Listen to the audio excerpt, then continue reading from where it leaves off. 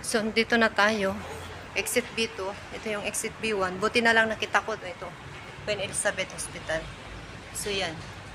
Queen Elizabeth. Exit B2 pala yan. Eksakto. So, yan na guys. Pa-exit na ako. Nakababa na ako dito sa Jordan. Jordan Station ng MTR. So, paakyat na ako. Hanapin ko na lang yung Queen Elizabeth. Ewan ko lang kung magmi-minibus ba ako kasi yun ang nakita ko kanina doon sa Google. Sana hindi na lang. Magtanong-tanong na lang muna ako at mag-walking na lang ako para hindi sayang yung sayang naman yung ko pamasahe. Magtanong na lang tayo dito guys. I-search ko muna sa Google kung ilang minuto. Ang init guys. Malamig kanina doon sa loob kasi may aircon. Ayun, kukunin ko yung ko. Iniwan ko na yung payong ko kasi dami ko ng bitbit. Nagbaon na lang ako ng sombrero. So, saan ako pwede magtanong? So, tignan ko kung anong street yon. Kasi may mga street dito oh. So, search ko muna. Patayin ko muna guys. Yan, Colon Union ba? Church. So, wait lang. Hello guys, ito. Galing na ako sa loob. Buti na lang may nakasabay ako kanina. At least nalaman ko. Wala guys, bigo tayo. Pagpasok sa taas, nagtanong ako sa guard. Sabi niya punta ka sa taas. Yun, nagtanong din ako sa information area.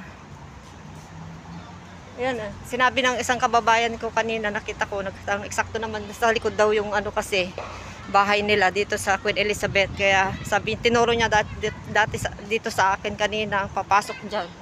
Yung main gate niya dyan. Kasi dalawa din yung main gate niya, pwede rin doon. Nakaakyat na ako sa second floor. Ito siya.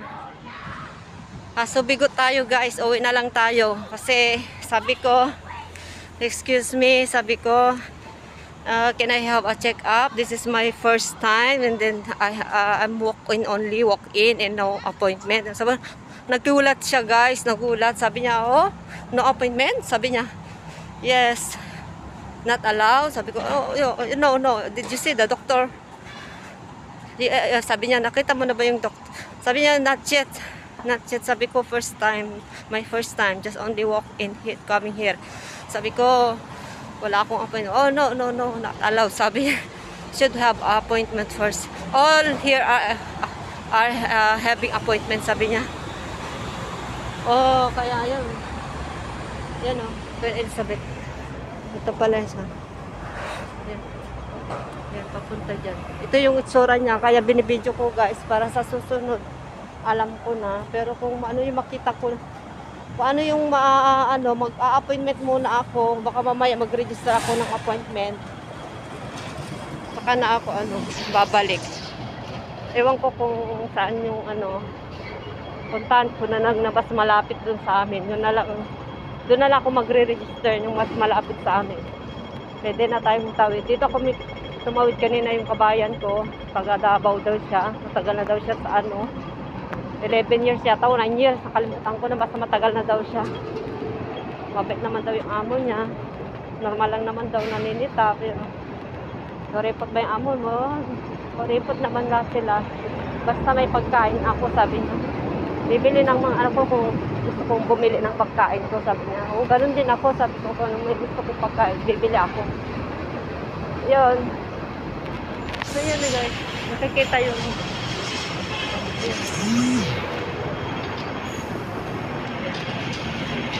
so, babay na Queen Elizabeth Hospital at nakita ko na yung itsura niya, ganyan o. Nakita nyo guys, ganyan. Ambulatory Care Center Extension. Public hospital yan guys. Ay, bilisan natin kasi green light siya. Pwede na tayong tumawid. Mamaya, marami ng sasakyan. Ay, stop siya. Hindi tayo pwedeng hindi tayo pwedeng tumawid, baka tayo dito, mamuelta. Kahit, ayan, pwede na. So, well na guys. Tumutunog pa yung map ko. Dapat na-i-close ko yun, hindi ko nagbabibrate siya, so i-close ko siya. Kasi nag-google ako kanina paano pumunta.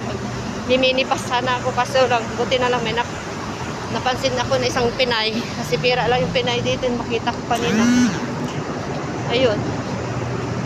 Dito ba ako galing kanina? Oo, dito. Dito yun, mag-emptier na ako pabalik sa amin guys. Mababay na guys. Bigo tayo. Wala tayong napala dun sa ano, walk-in na amo ko naman, pinatry niya ako pa walk-in. Di nag-walk-in talaga ako, namasahe pa ako. So, okay lang. At least na-try ko na. Sabi nila, okay lang daw mga kasama ko. Pwede naman daw mag-walk-in. Hindi naman pala. Baka amo nila yung nag-appointment. Kaya sinabihan na pupunta ka na lang, gano'n. Kaya ako amo ko, sinabihan daw ng agency niya, yung agent niya, ipatry niya daw ako mag-walk-in. Tagal-tagal niya na nila dito. Tapos sasabihin ng gano'n, pwede mag-walk-in. Pero yun ang balak ko noon. Pero inaano ko ng amo ko na wag. Sabi niya, tapos ngayon sinabi niya kagabi na mag-walk-in daw ako. Sabihin ko daw na emergency room.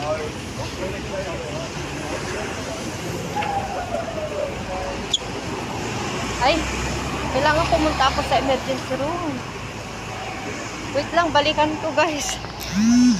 Wait lang, patayin ko kasi sabi na amo ko, doon ako sa emergency room eh.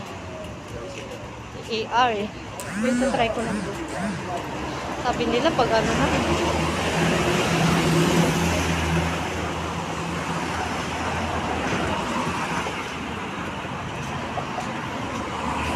Pero itatry ko guys, habang nandito pa ako. Ba't hindi ako pumunta sa emergency room dapat daw eh. Wait lang. Ano ba talaga? Try ko pumunta sa emergency room. Kaya pala sinapin ako na amo ko na emergency room ako pupunta. Para ma-opera na agad. Habang maaga pa guys, babalikan ko. So mamaya i-update ko na lang kayo guys habang malapit pa. Hindi pa ako nakabalik na sumakay. Naalala ko baka pagalitan ako na amo ko. Kasi sabi niya emergency room ako dapat eh. Saan ako pumunta sa main gate eh. Kasi pag emergency room, admit ka agad. I-admit ka agad eh. Sige, bye-bye na guys. Diyan lang naman oh. So bye.